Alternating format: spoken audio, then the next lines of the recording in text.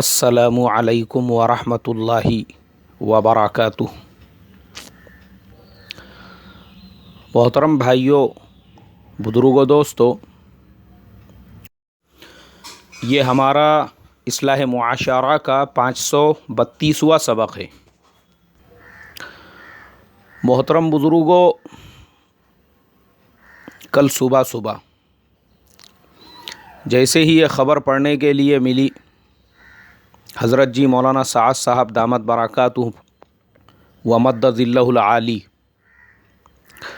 وہ اپنے استاد محترم حضرت مولانا ابراہیم صاحب دیولہ دامت برکاتہم کی عیادت اور ان کی زیارت کے لیے اپنے فرزندان اور اپنی مختصر جماعت کے ساتھ میں دہلی سے سفر کی صعوبتیں مشقتیں برداشت کر کے گجرات تشریف لائے ہیں، اور پھر آپ نے اپنے استاد محترم سے ملاقات کی، ان کے ساتھ معانقہ کیا، تقریباً گھنٹہ بھر اپنے استاد محترم کے ساتھ بیٹھے۔ یہ خبر، یہ تصویریں جب پڑھنے کے لیے ملی، محترم بزرگوں، میں اپنے خوشی کے الفاظ ابھی بیان نہیں کر سکتا جو میں نے اس وقت محسوس کیے۔ دل کی گہرائیوں سے ان دونوں بزرگوں کے لیے دعائیں نکلی کہ اے اللہ، جس طریقے سے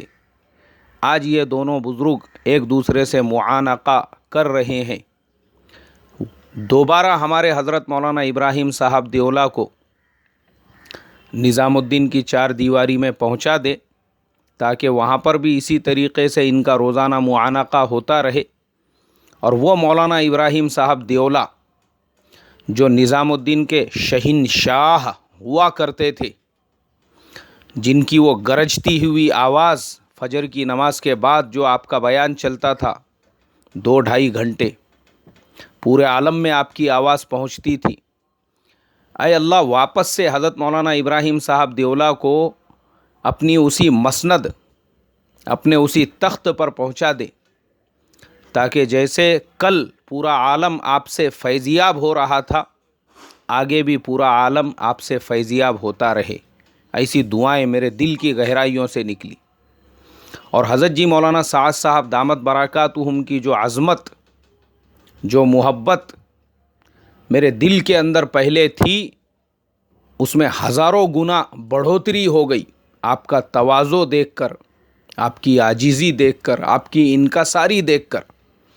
واقعی میں بھی میں نے کہا اے اللہ، اس انسان کو حق ہے امارت کے کرسی پہ بیٹھنے کا اور اس عظیم کام کی ذمہ داری کو سنبھالنے کا، کیونکہ ان کے اندر وہ صفات کوٹ کوٹ کر بھری ہوئی ہے۔ یہ خالی نظام الدین کے چار دیواری میں اکرام کی باتیں نہیں کرتے، بلکہ انہوں نے پریکٹیکل عملی طور پر کر کے دکھا دیا، سکھا دیا۔ ہم جیسے گلی اور محلوں میں محنت کرنے والوں کو کہ اکرام اسے کہتے ہیں، یہ نہیں دلوں میں غبار رکھنے کو، یہ نہیں ہے کہ خالی اکرام کی تقریر ہو رہی ہے اور اکرام پریکٹیکل میں نہیں ہے۔ میں کہتا ہوں آج کے زمانے میں ہمارے گلی محلے بستی لیول کے جو لوگ ہیں، ان کا زیادہ تر فوکس خالی کپڑوں پہ ہوتا ہے، شائننگ کے اوپر ہوتا ہے۔ ان کا اکرام اپنے سگے باپ کے ساتھ میں ایسا نہیں ہوگا، سگی ماں کے ساتھ میں ایسا نہیں ہوگا، سگے رشتہ داروں کے ساتھ میں ایسا نہیں ہوگا، جیسا اکرام ہمارے حضرت جی مولانا سعد صاحب دامت برکاتہم ومد ظلہ العالی اپنے استاد محترم کے ساتھ کر کے ہم تمام کو سکھا کر گئے کہ دیکھو یہ کام خالی بیان کرنے کا نہیں، بولنے کا نہیں، پریکٹیکل عمل کرنے کا ہے۔ اور اکرام مسلم پہ ایسے عمل کیا جاتا ہے کہ ایک مریض کی عیادت، وہ بھی اپنے استاد محترم، سبحان اللہ۔ میں سمجھتا ہوں حضرت جی مولانا سعد صاحب دامت برکاتہم ومد ظلہ العالی کا اپنے استاد محترم کا اس طریقے سے ادب اور احترام کرنا، اگر آج کے ہمارے مدارس کے نئے فارغین سیکھ لے تو ان کو اور کچھ سکھانے کی ضرورت نہیں۔ چونکہ میں دیکھتا ہوں آج ہمارے یہاں پہ بے ادبیاں اتنی بڑھ چکی ہے، لوگ اپنے سگے باپ کو نہیں گن رہے تو استاد کو کون گن رہا؟ آج کل کے نئے جو فارغین آتے ہیں، میں جب ان کی مناظرہ بازی، ان کی ریٹا راٹی، ان کے لفاظی، یہ تمام چیزیں جب دیکھتا ہوں، بڑے کا کوئی ادب نہیں، بڑوں کا کوئی احترام نہیں، اکرام نہیں، یہاں تک کہ میں اپنے بزرگوں کے ساتھ جب دیکھتا ہوں ان لوگوں کو بیان بازی اور ان کے ساتھ مناظرہ بازی کرتے ہوئے ایک دم محمل باتوں پر، حالانکہ ایسے بزرگ جس وقت میں یہ اپنی ماں کے رحم میں نہیں پہنچے تھے، وہ بزرگ اس وقت سے دعوت و تبلیغ کے کام میں لگے ہوئے ہیں، یہ انڈے میں بھی نہیں تھے جب سے جو لوگ اس مبارک محنتوں میں لگے ہوئے ہیں، یہ ہمارے بیچارے نئے جو لوگ نئے علامہ جو بن کے نکل رہے ہیں، وہ ایسوں کے ساتھ میں مناظرے بازی، ان کے ساتھ میں لفاظی، اور پھر اس کو شائع کرنا، لوگوں تک پہنچا کے اپنے لیے بڑا پن سمجھنا، میں نے بہت بڑا تیر مار کے اپنے باپ کا نام روشن کر دیا۔ یہ آج ہمارے زمانے میں ہو رہا ہے۔ اگر اس طریقے کے نئے بچے اور نئے لوگ اور اس طریقے کے ہمارے فارغین یہ سیکھے کہ حضرت جی مولانا سعد صاحب دامت برکاتہم و مدد اللہ العالی کے اخلاق بھی عالی ہے، آپ کے زندگی میں ادب بھی عالی ہے، آپ کا مقام اور مرتبہ تو اللہ نے عالی بنایا ہی ہے، اگر ہمارے اندر بھی اس میں کا کچھ حصہ آ جائے نا تو یاد رکھنا پھر اللہ تبارک و تعالیٰ دونوں جہانوں میں نواز دیں گے، نواز جیسے اللہ نے حضرت کو نوازا ہے، وہ خالی خاندانی بنیاد پر نہیں نوازا ہے، آپ میں ویسی صفات بھی ہے۔ محترم بزرگوں میں بیان نہیں کر سکتا حضرت جی مولانا سعد صاحب دامت برکاتہم کا جو مقام اور مرتبہ پہلے دل کے اندر تھا، اس میں کتنی زیادہ بڑھوتری ہو گئی، کتنی محبت اور عظمت میں بڑھوتری ہو گئی۔ حضرت نے اتنا لمبا سفر کیا اپنے استاد کی عیادت اور زیارت کے لیے، یہ آپ کے تواضع کی، آپ کے عاجزی کی، آپ کے انکساری کی، یہ آپ کے چھوٹے پن کی زندہ مثال ہے۔ اور میں سمجھتا ہوں حضرت کا یہ سفر کرنا ہی باطل کی کمر توڑنے کے لیے کافی ہے، جو ایک بہت بڑا طبقہ حضرت مولانا سعد صاحب دامت برکاتہم و مدد اللہ العالی کی امیج خراب کرنے میں اور ان کے خلاف فتوے بازی میں اور ان کے خلاف بک چھاپ جو چھوٹے چھوٹے کتابچے بنانے میں اور پتہ نہیں سوشل میڈیا کے اوپر کیا کس طریقے کے میسج چلانے میں لگا ہوا ہے۔ بیٹا تم کرتے رہو، تم اپنی حرکتوں میں، تم اپنی صبائیت میں اور تم اپنی جو ہے منافقت میں اور خواریجیت کے اندر اپنی انرجی لگاتے رہو، تم اسی میں لگے رہو، کیونکہ تم اپنی صلاحیتیں، اپنی انرجی اسی کے اندر برباد کرتے رہو۔ یہاں حضرت جی مولانا سعد صاحب دامت برکاتہم و مدد اللہ العالی کو اللہ نے وہ عالی ظرف عطا فرمایا، یہ ان کے ایک سفر نے ہی تمہاری ساری پول کھول کے رکھ دی، تمہارے سارے کیے کرائے پہ پانی پھیر دیا۔ اور بناؤ کتنے کلپ بناتے اور بناؤ کتنی بیان بازی کرتے، ختم ہو گئی ساری، تمہاری کمر ٹوٹ گئی۔ اب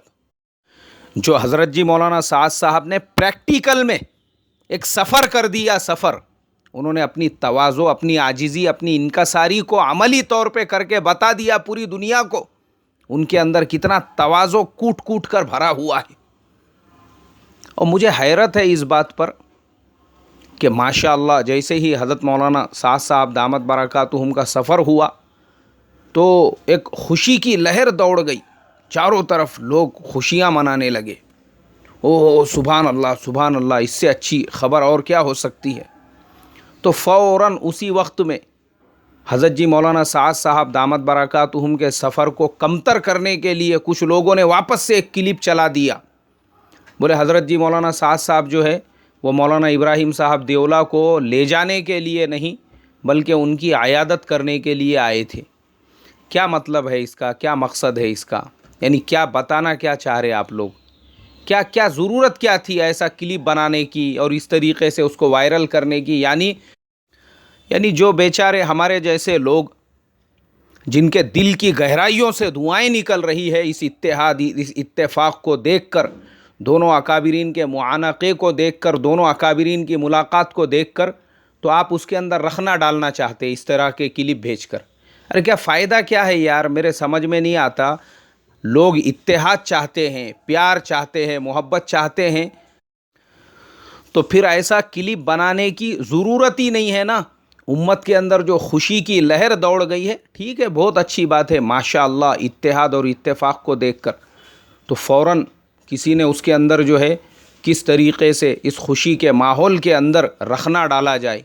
تو اس طرح کے اور واپس سے کوئی فون پہ بات کر رہا ہے، کوئی کلپ چلا رہا ہے، ضرورت ہی نہیں ہے بھائی اس کی۔ بس حضرت جی مولانا سعد صاحب کا یہ سفر کرنا ہی باطل کی کمر توڑنے کے لیے کافی ہے، اور انشاءاللہ وہ تمام بھولے بھالے ساتھی، وہ تمام سیدھے سادھے ساتھی جن کے دلوں میں تھوڑی بہت غلط فہمیاں یا شکوک و شبہات ہوں گی، حضرت جی مولانا سعد صاحب دامت برکاتہم کے یہ سفر کرنے کی وجہ سے وہ سارے شکوک اور شبہات بھی ختم ہو جائیں گے، اور ان کو خود پتہ چل جائے گا حضرت جی مولانا سعد صاحب کن اونچی اور بلند صفات کے حامل ہیں۔ اگر میری آواز حضرت مولانا ابراہیم صاحب تک پہنچتی ہوں گی، میں حضرت مولانا ابراہیم صاحب دامت برکاتہم و مدد اللہ العالی کی خدمت میں بھی ایک عاجزانہ درخواست کروں گا کہ حضرت آپ نظام الدین کے شہنشاہ ہو، نظام الدین کے، آپ کا تخت اور آپ کی مسند وہی ہے، فجر کے بعد میں پورا عالم جہاں سے آپ کی آواز کو اور آپ کی بات کو سنتا تھا، حضرت وہ مسند، وہ چار دیواری آپ کا انتظار کر رہی ہے۔ ہم جیسے آپ کے اور چھوٹے موٹے جو شاگرد ہے بس اسی بات کا انتظار کر رہے ہیں، اور اللہ سے مانگنے میں اور دعاؤں میں لگے ہوئے ہیں کہ اللہ تبارک و تعالی دوبارہ اور واپس آپ کو اسی چار دیواری میں پہنچا دے۔ تو یہ جو فتنے ابھرے ہوئے ہیں اور امت میں اتنا بڑا انتشار جو پیدا ہوا ہے، اللہ کی ذات سے 100% امید ہے یہ سارا کیا سارا فتنہ 100% ختم ہو جائے گا۔ اور وہ لوگ جو میرے بارے میں یہ کہتے ہیں کہ میں شخصیت پرست ہوں، حضرت جی مولانا سعد صاحب دامت برکاتہم کو اپنا امیر مانتا ہوں، کیوں نہیں مانیں گے بھائی؟ کیوں نہیں مانیں گے؟ اگر ایک امیر کے پیچھے نہیں چلیں گے، یاد رکھنا پھر اس امت کو جب امیر نہیں ملے گا نا، تو یہ امت وہ شیطان جو جھوٹا نبی پیدا ہوا ہے اس زمانے کا، اسود عنسی، اس کے پیچھے چلنے پہ مجبور ہوں گی۔ ہاں، اس کے پیچھے چلنے پر، اور یہ اسی کا نتیجہ ہے۔ پچھلے 1.5-2 سال میں اس جھوٹے نبی کے، اس جھوٹے شیطان کے ماننے والوں کی تعداد 10,000 تک پہنچی ہے، اور ان میں اکثریت انہی لوگوں کی ہے جو ایک امیر کے پیچھے چلنے کے لیے تیار نہیں تھے۔ ایک کو اپنا امیر نہیں بنایا تو اللہ کے پیارے نبی صلی اللہ علیہ وسلم کی وہ حدیث جس میں آپ نے فرمایا تھا کہ جیسے بھیڑیا اکیلے بکری کو کھا جاتا ہے، ویسے ہی انسانوں کا بھیڑیا شیطان ہے، وہ بھی ایسے بھٹکتے بکریوں کو کھا جاتا ہے۔ ویسے ہی اس شیطان نے اس زمانے کا جو اسود عنسی جھوٹا نبی پیدا ہوا ہے، میں اس خبیث اور منحوس کا نام بھی اپنی زبان پہ لینا نہیں چاہتا، اس نے اپنی گرفت میں ایسے ہی بھٹکے ہوئے 10,000 سے زیادہ لوگوں کو لے لیا۔ اس لیے ہم نہیں چاہتے ہماری آنے والی نسلیں بھی اس طرح سے گمراہی کے راستے پر چلے، تو ہم اپنی نسلوں کو ابھی سے یہ سکھا کر اور یہ بتا کر جانا چاہتے ہیں کہ دیکھو یہ ہمارے امیر ہے، تم کو ان کے پیچھے چلنا ہے۔ ہاں، صحابہ کے زمانے میں اللہ کے نبی تھے، صحابہ ان کے پیچھے چلے، تابعین کا زمانہ آیا، تابعین صحابہ اور اللہ کے نبی کی زندگیوں کو دیکھ کر پھر تبع تابعین کا، ایسے ہی یہ زمانے تو چلتے رہیں گے قیامت تک۔ اب ہمارا زمانہ ہے، تو جو انسان ہم کو اللہ سے، اس کے نبی سے جوڑنے والا ہے،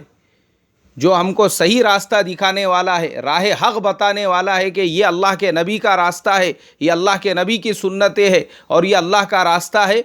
ہم کو اس کے پیچھے ہی چلنا ہے۔ اور ہمارے زمانے کے اعتبار سے نظام الدین کی چار دیواری اور حضرت جی مولانا سعد صاحب سے بہتر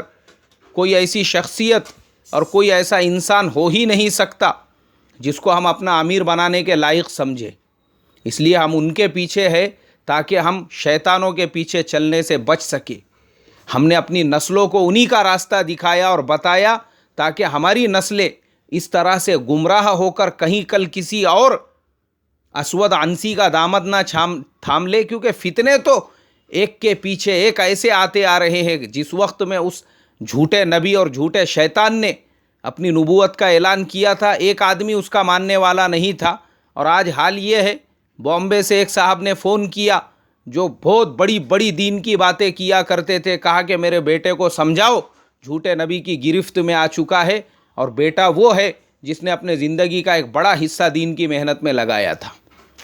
ہم نہیں چاہتے ہماری نسلوں کا یہ حال ہو، اس لیے ہم حضرت جی مولانا سعد صاحب کو اپنا امیر مانتے تھے، آج بھی مانتے ہیں، اور انشاءاللہ قبر میں جانے تک مانتے رہیں گے. اور نسلوں کو بھی یہی سکھائیں گے کہ بیٹا یہ تمہارے امیر ہے، انہی کی ماننے میں تمہارے لیے عافیت ہے. ورنہ یاد رکھو دین کے بھیڑیے چاروں طرف پھیلے ہوئے ہیں، کہیں تم کو اپنا شکار نہ بنا لے. بس اللہ مجھے آپ کو عمل کی توفیق عطا فرمائے. جمعہ کا مبارک دن ہے، سورہ کہف کی تلاوت ضرور کرے. السلام علیکم ورحمۃ اللہ وبرکاتہ.